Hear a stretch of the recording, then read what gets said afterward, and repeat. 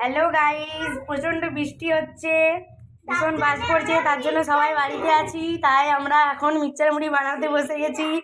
মুড়ি নিয়েছি, বাদাম নিয়েছি, আচার নিয়েছি। এবার দিয়ে দিচ্ছি চানাচুর। কেউ কোনো কথা বলবে না এখানে এখন, নো সাউন্ড। চানাচুর নিয়ে নিলাম। এবারে অনেক কিছু অ্যাড হবে, দেখতে থাকো কি কি দিতে থাকি। এই যে দিয়ে দিচ্ছি ছোলা, ছকা দিয়ে দিলাম, শশা কুচি,